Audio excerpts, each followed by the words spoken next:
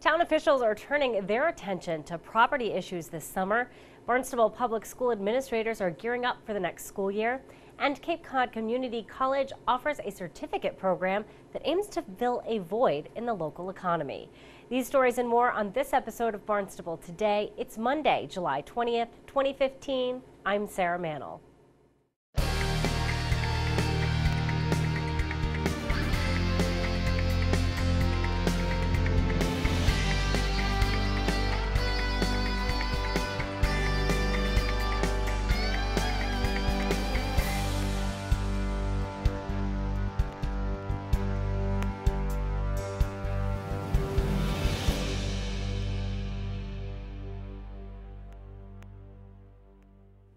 Town manager Tom Lynch is taking advantage of the summer months.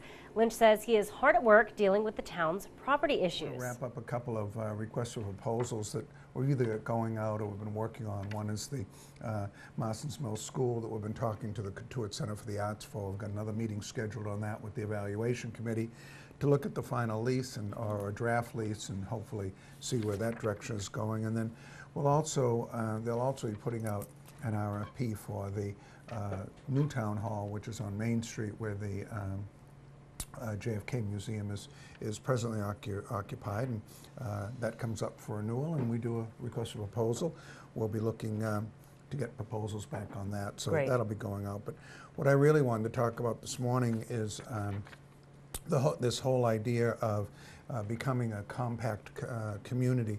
I think I mentioned before that when the Lieutenant Governor was down, she was talking about this collaborative effort that the Baker administration was commencing with communities and with the state. And she is the chair of this community compact group, basically like a compact cabinet, they're calling it.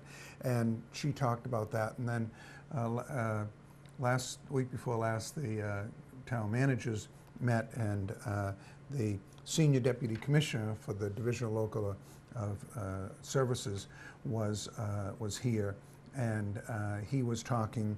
His name is Cronin, and he was talking about how you become a compact community. So we'll be talking about that this morning with staff, and some of the advantages are that originally the Lieutenant Governor talked about that they weren't going to be bringing money necessarily, but then the Deputy Commissioner talked about that they were able to get approved a couple of $1 million, so they will be able to do some technical assistance with us. But they, some of the things that they're looking at is they want to empower cities and towns and school districts by finding new ways for local governments to leverage state resources and capacity. So that's, when we're doing any project, we're often looking for, how the state can be a partner with us. And I think that having, this designation would assist us with that.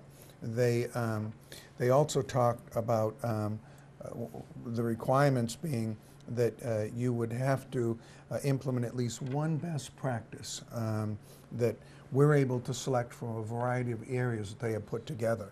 The Deputy Commissioner was emphasizing that you could put 10 in if you want, but there's no advantage over a community that puts 1 or 2 or 3 in.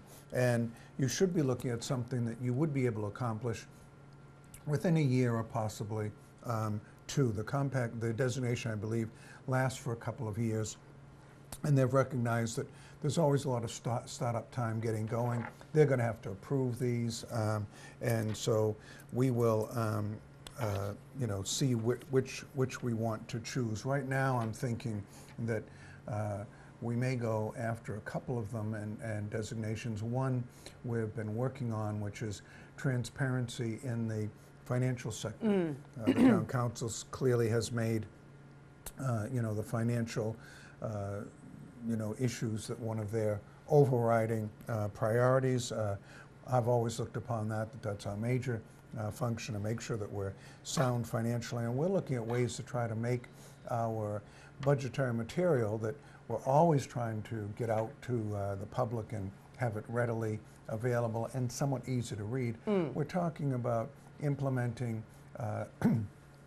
almost digital access to that and being able to have much more transparency in the process. So someone could go on and, with a click of the mouse, be able to look and see how our various priorities that we're establishing for funding. So one of the key areas that they're looking for in this, as a partner, and once you get the designation, is that you get extra points on certain grants and a grant program specifically for compact communities. So when you're looking at those kinds of incentives that you might have as you're competing with the other 351 cities and towns out there for resources, we want to be sure that we're on a level playing field and actually getting that little boost if we can. The Baker-Polito administration launched the Community Compact program in January. It may be summer break for students, but Barnstable school administrators are taking advantage of the time by attending training. Interim Superintendent Bill Butler says new administrator training begins August 4th. That's an opportunity for our new administrators to get exposure to all of the various departments they will interact with. So it's a two-day session. Each session is broken into two parts, morning and afternoon. The first day in the morning, they'll receive information from Dave Cognac, our facilities director, Sandy Gifford, our transportation director. Dave Badeau is the food service director with Aramark, our food service vendor. He'll give them a presentation. They'll get information from Human Resources with Bill Cole and Susan Atkins, who's the school resource coordinator.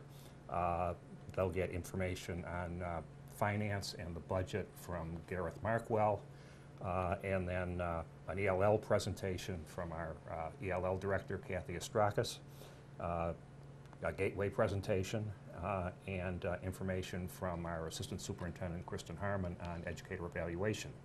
Then in the afternoon, it's a technology overview. Administrators have to interact with a lot of technology.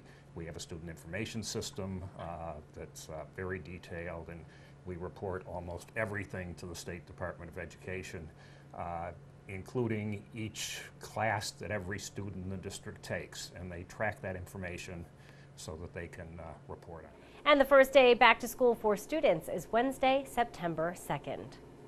Cape Cod Community College offers a certified nurse aide home health aide program that helps many students head right into jobs after school. Dean Susan Madigan says there is a real need for trained nurse aides in our community. Being a nurse aide has a variety of opportunities associated with it. Primarily, people look at that as a chance to work with elders in a skilled nursing or rehabilitative nursing setting.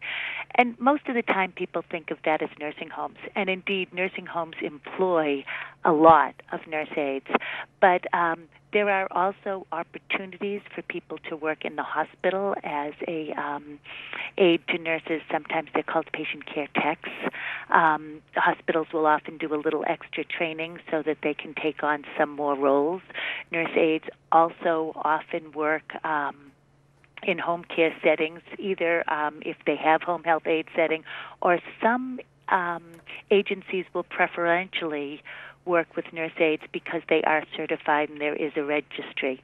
Nurse aides also will often be hired to work at assisted living residences, continuing care communities that have both independent housing and assisted living, and in adult day health programs, congregate housing, home-based places, in hospice, and in respite care. So there's a variety of opportunities. And you can learn more about the Certified Nurse Aide Home Health Aide program by visiting capecod.edu. We'll be sure to tune in to our hour-long news program, Barnstable This Morning, weekdays at 7 a.m. On tomorrow's show, we will chat with Police Chief Paul McDonald.